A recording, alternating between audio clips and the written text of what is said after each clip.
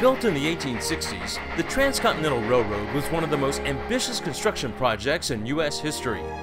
For it to be completed, more than 10,000 Chinese laborers had to carve out tunnels and lay a track bed through the treacherous Sierra Nevada mountains.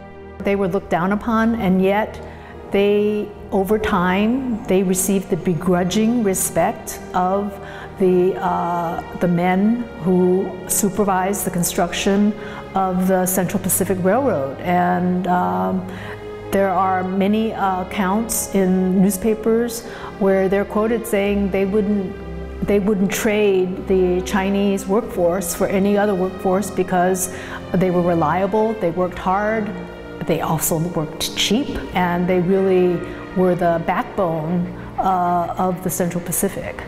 You can say that they virtually moved mountains, and with very simple one-horse carts and a single driver, they actually created a whole roadbed in the Sierras. It's estimated about 1,200 Chinese died while building the Central Pacific. Harsh weather and dangerous work conditions took their toll.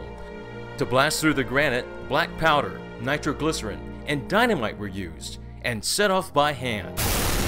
While the Chinese came to be appreciated by their employers, the public at large did not want to acknowledge their achievements. History has rendered them almost invisible.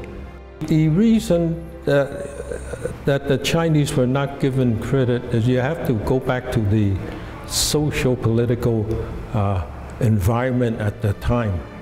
The Chinese at the time, the presence of the Chinese in the West were resented, and actually there was a movement all that time, even during the building of the railroad. That period, the Chinese were considered undesirable. There's an attempt to eliminate them from the West Coast.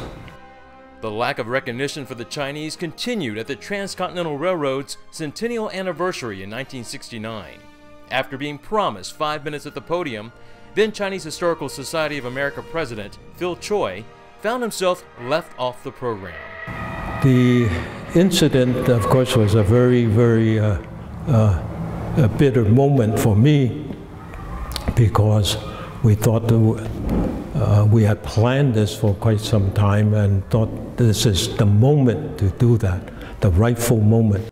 2 years ago at Stanford University, a research project was started on the Chinese railroad workers. You know, there's a real legacy here at Stanford, of course, and that's part of why this project has really sort of taken off here at Stanford, because Leland Stanford, the money that he earned from the Transcontinental Railroad, he used that money to essentially establish the university. One thing that impressed me the most about the Chinese workers on the railroad is how tough they were, how they worked under such difficult conditions in a foreign country, in climates that they were not used to, and they were, persistent. They continued working to accomplish an amazing task.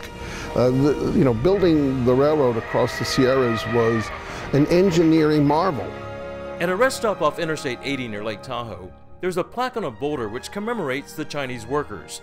But Stephen Lee is leading an effort to have something much larger built to honor their memory. The Chinese railroad workers don't have anything but a rock, and I think it should be better than that.